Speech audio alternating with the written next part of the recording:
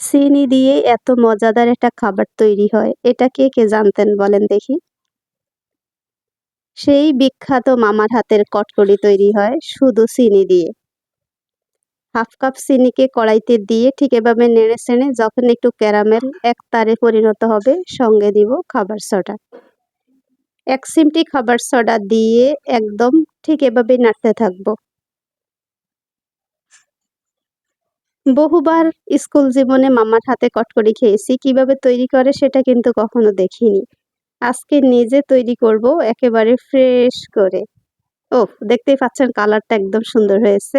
এখন হচ্ছে একটা প্লেটে আগে থেকে একটু তেল ব্রাশ করে নিয়েছি। তেল না, ঘি।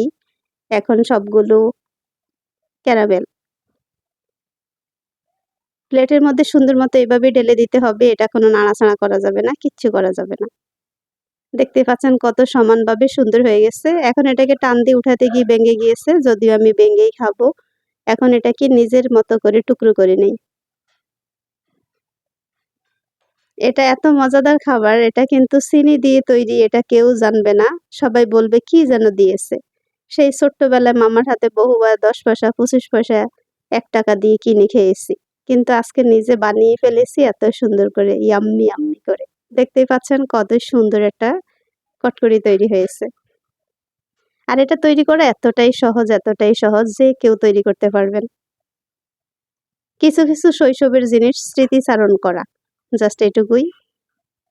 কে কোথায় থেকে আমার ভিডিওটা দেখছেন একটা কমেন্ট করে জানাবেন। আজকের কটকটি কেমন হয়েছে সেটাও কিন্তু বলতে ভুলবেন না।